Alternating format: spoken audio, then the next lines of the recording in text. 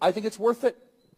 I think it's worth to have a cost of, unfortunately, some gun deaths every single year so that we can have the Second Amendment to protect our other God-given rights. That is a prudent deal. It is rational. Nobody talks like this. They live in a complete alternate universe.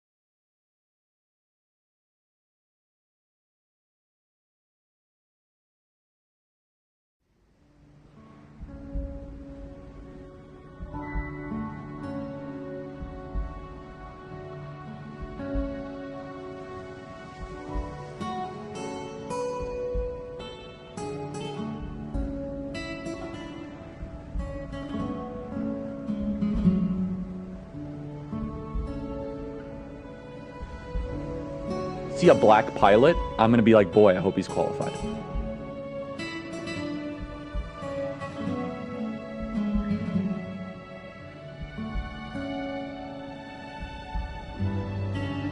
When blacks in America did not have the same rights they had today, they were less murderous. Blacks commit more crime. They commit more murders, they commit more arsons, they commit more kidnappings.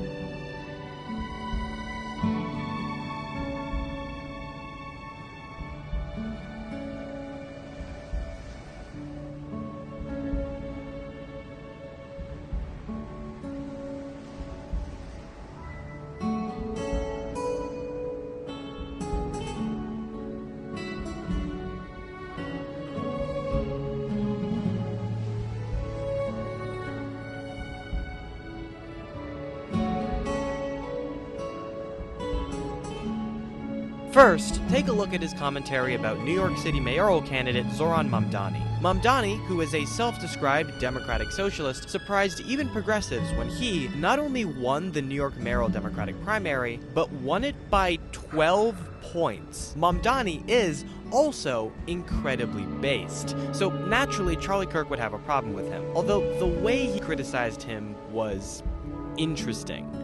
He tweeted, "New York City is likely to elect a Muslim socialist as mayor. This is quickly becoming one of the biggest threats to our country. Pay attention."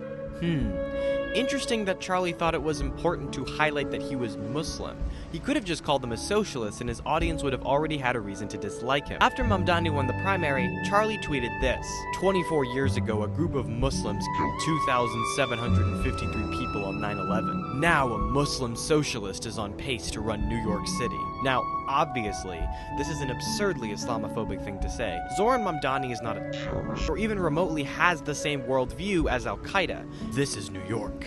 We are being conquered and they are rubbing it in our face. Islam is steadily enveloping the West. Then there's a video of a TikTok that shows Shia Muslims celebrating Ashura in New York. Wow. So scary. Look at all those brown people, Muslims, dressed in black, casually walking the streets of New York and holding up a banner. So scary. Look at that guy. Look, that guy's drinking. He's drinking something. What is he drinking? That could be a threat.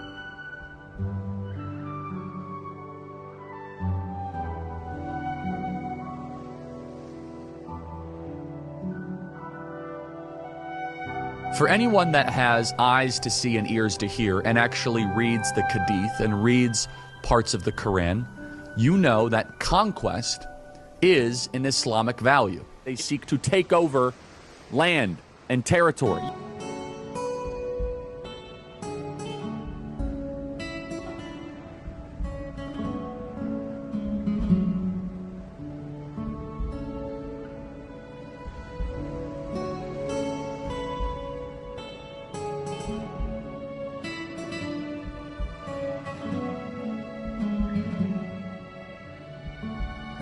There are like direct calls in Islam of what to do for those that don't believe. I will cast horror into the hearts of disbelievers, so strike their necks and strike their fingertips. Kill them wherever you come upon them, and drive them out of the places from which they have driven you out, for persecution is far worse than killing. That is the reward of the disbelievers. And if a man or woman living among you in one of the towns Allah gives you is found doing evil in the eyes of Allah in violation of his covenant, and contrary to my command has worshipped other gods, take that man or woman who has done this evil deed to your city gate and stone that person to death.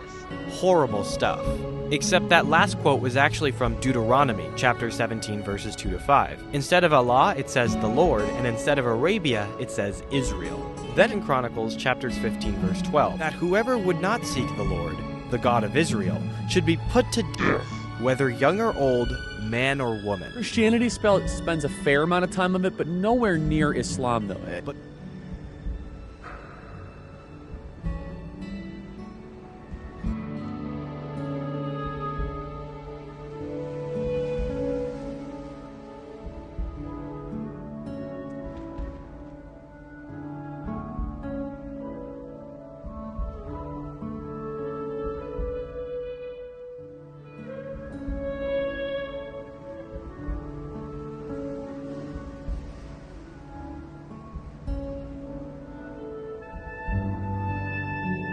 Many ancient and recent societies embrace same-sex relationships and even the idea of third genders well before Western conservatism even existed.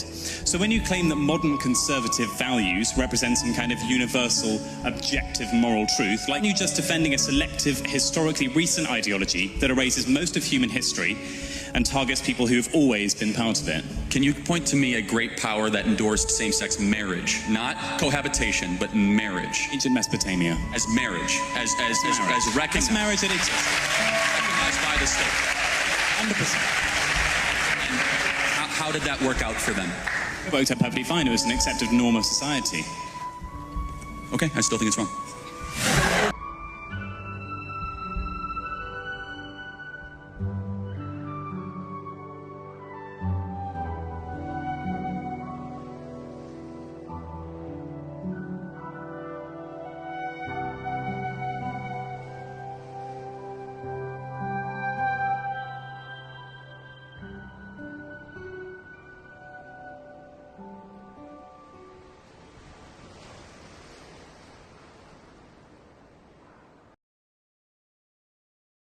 Is that a theological statement, or it says you are enough? You are enough, exactly. I don't quite understand it.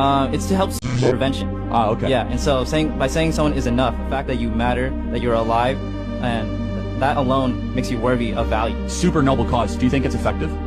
I believe so. Okay. I believe so. Cool. I'm glad to hear that. I actually think that that's the reason we have so much those sort of messages, actually.